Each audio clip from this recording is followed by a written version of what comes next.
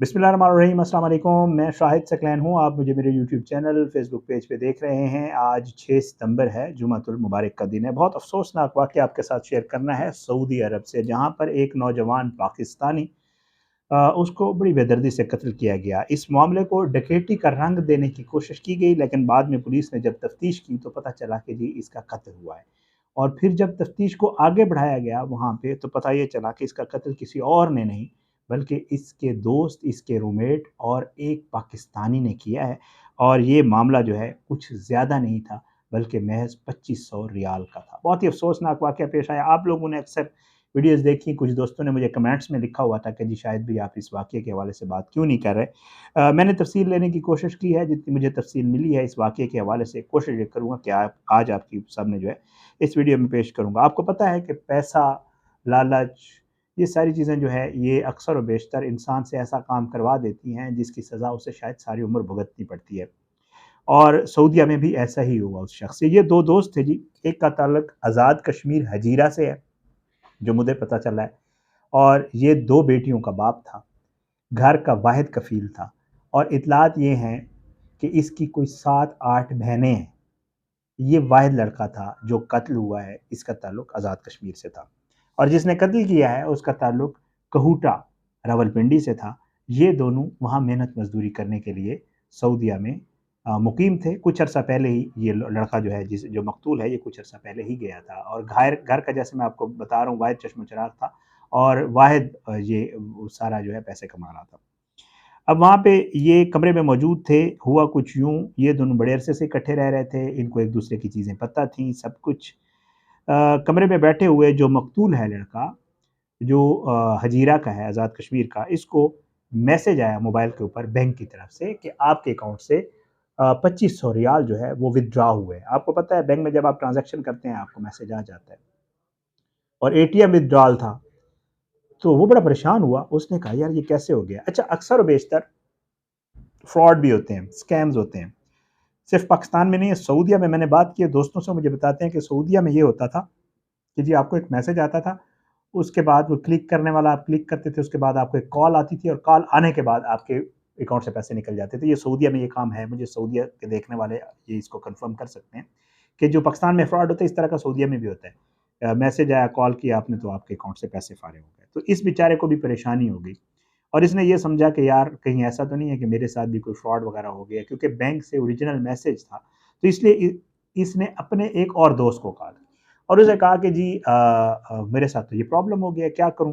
तो उस दोस्त ने कहा कि यार, उसने कुछ स्टेप्स इसको बताए कि यार ये करो, तुम अपने बैंक से रब्ता करो, ब्रांच चले जाओ, पता चल जाएगा आपको कि आखिर किसने विथड्रॉ किए हैं। उनको आप लोग जो है हेल्पलाइन पे कॉल करो, ताकि वो जो सीसीटीवी फुटेज है वो निकाल सकें, और पता चल सके कि जी ये क्या मामला है और क्या सूरत हाल है। तो उम्मीद ये है, क्योंकि विथड्रॉल उनको पता चल जाता है बैंक वालों को कि कौन-सी ब्रांच से विथड्रॉल हुआ है, तो वहाँ के एटीएम्स में सीसीटीवी फुटेज लगी होती है, तो अंदाज़ा हो जाता है।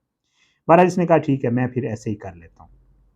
ये दोनों जैसे आपको पता है ज़्यादातर सहरा है, तो ये कैंप में रह रहे थे दोनों। अब जो इसके साथ रूममेट था वो इसकी ये सारी बातें सुन रहा था। उसने जब ये सुनी तो उसने इसको कहा कि यार ठीक है, ये जो तुम्हारे दोस्त से तुम्हारी बात हुई है, ये ठीक बता रहा है, ऐसे प्रोसेस होता है। तो तुम जो है चलते हैं, आओ जाके जो है आपके बैंक से और उनसे पता कराते हैं। ये दोनों वहाँ से रवाना हो गए। अब जब दोनों वहाँ से रवाना हो गए तो रास्ते में एक वीरान जगह आई जहाँ पे कोई भी नहीं था, और उसके बाद जो है वहाँ पे ये वाक़या पेश आ गया। कत्ल हो गया। कत्ल होने के बाद जो इसके साथ दूसरा दोस्त था, वो भागता हुआ कैंप वापस गया, और वो ज़ख्मी हालत में था। उसने कैंप जाके वहाँ पे बताया कि जी हम दोनों जा रहे थे, मेरे साथ वो दोस्त था, तो हम पे जो काले वहाँ पे जो हैं, जो बद्दू हैं वहाँ पे, उन्होंने भबशी जिनको हम कहते हैं, नॉर्मली आपको जब आप हज करने जाते हैं तो मुख्तलिफ ममालिक के लोग आए थे, लेकिन सऊदीया में भी उसी किस्म के कुछ लोग मौजूद हैं, और वहाँ पे जो क्राइम होता है अक्सर व बेशतर जो देखने को मिलता है वो वही काले ही करते हैं। तो उसने कहा कि जी हम जा रहे थे तो काले हमारे आगे आए, उन्होंने हमें लूटने की कोशिश की और मुज़ाहमत की हमने, तो उन्होंने मेरे उस दोस्त को कत्ल कर दिया जिसके अकाउंट से 2500 रियाल निकले थे, और मैं बड़ी मुश्किल से जान बचा के निकला हूँ, देखें उन्होंने मुझे भी ज़ख्मी कर दिया। अब ये कॉल चल गई, पुलिस को इन्फॉर्म किया गया। पुलिस को जब इन्फॉर्म किया गया तो पुलिस आ गई, ज़ाहिर है वो जय वक़ुआ पे पहुँच गए, वहाँ जाके उन्होंने चेक किया। उन्होंने ट्रेस करने की कोशिश की कि यार क्या हो गया, ज़ाहिर है उनको तो डकैती और वो वाले मामलात उनके सामने आए कि ये कैसे हो सकता है। बहरहाल वो पाकिस्तानी बेचारा जो है जीरे वाला लड़का था, उसकी डेथ हो गई और उन्होंने फिर इन्वेस्टिगेशन शुरू की। फिर उन्होंने पूछा कि जी साथ कौन था, तो बताया कि जी ये लड़का साथ था। इससे पूछा कि कैसे थे, इसने कहा जी इस तरह काले थे और ये मामला था। बहरहाल जी, पुलिस ने जब इन्वेस्टिगेशन शुरू की तो पुलिस को इन्वेस्टिगेशन में मिला कि जी इसके जो अपना अकाउंट है, इससे 2500 रियाल जो है वो निकले थे और ये उसी परेशानी में जो है बैंक जा रहा था। इसी दोस्त ने ही बता दिया किस तरह का मामला। अब पुलिस ने जब मज़ीद चेक किया सूरत-ए-हाल इधर-उधर, तो उनको थोड़ा-सा शक हुआ कि ये जो रूममेट जो इसके साथ जा रहा था, ज़रा इसको मज़ीद इन्वेस्टिगेट करते हैं। तो जब उन्होंने रूममेट को इन्वेस्टिगेट किया, तो पता ये चला कि ये सारा फ्रॉड था, ये झूठ था, ये झूठ कहा गया था कि कोई डकैती हुई है, असल में डकैती नहीं हुई थी, बल्कि इसी रूममेट ने उस लड़के को कत्ल किया है, जो आज़ाद कश्मीर वाला, जीरे वाला था। उस बेचारे को पिंडी कौटा वाले लड़के ने कत्ल किया और क्यों किया है, ये वही वजह है। वजह ये है, ये दोनों थे रूममेट्स, अब जो इन्वेस्टिगेशन में चीज़ सामने आई और उसका जो बैंक का एटीएम का पासवर्ड था, वो इसी को पता था, जो साथ रूममेट रह रहा था। जब इनके आपस में गुफ्तगू हुई ना उस कॉल के बाद, तो उसने इसको कहा कि यार कहीं ये तो तुम, मेरा तो एटीएम का पासवर्ड तो किसी के पास है नहीं, ये तो तुम्हारे पास है सिर्फ़। क्योंकि अक्सर बेशतर ऐसे होता है, कोई दोस्त जा रहा था, हम उसको कहते हैं यार ये मेरा पासवर्ड लेता जा, पैसे तो निकलवाते हैं, बैंक तू जा रहा है तो मेरे भी निकलवाता है। तो वहाँ भी यही होता है, ज़ाहिर-सी बात है, इकट्ठे रह रहे थे। तो उसने इसको बातों-बातों में कहा था कि यार तो पासवर्ड तो सिर्फ़ तुम्हारे पास है। तो इसके दिल में एक चीज़ खटक आ गई कि यार पैसे, इसी ने ही पैसे निकलवाए थे उसके। और इसके दिल में ये आ गया कि यार इसको तो पता चल गया, ये तो ट्रेस आउट हो जाएगा और अगर इसने किसी को कह दिया कि मेरा पासवर्ड इसके पास है, तो ये तो पता चल जाए। फिर इसने प्लान बनाया कि क्यों ना इसको रास्ते से हटा दिया जाए। पुलिस ने जब इन्वेस्टिगेट किया तो इसने इतराफ़ किया कि जी वाक़ई मैंने ही इसके 2500 रुपए निकलवाए थे, 2500 रियाल।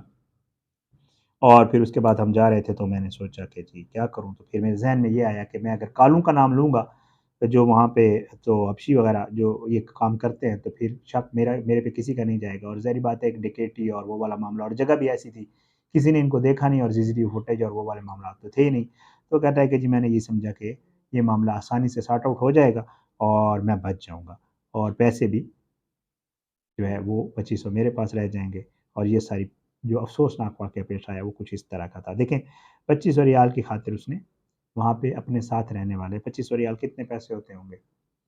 उसकी खातिर वहाँ पे रहने वाले एक बेचारे ऐसे पाकिस्तानी या नौजवान लड़का है, मैंने उसकी तस्वीर थंबनेल पे लगाई है, आपने देखी होगी।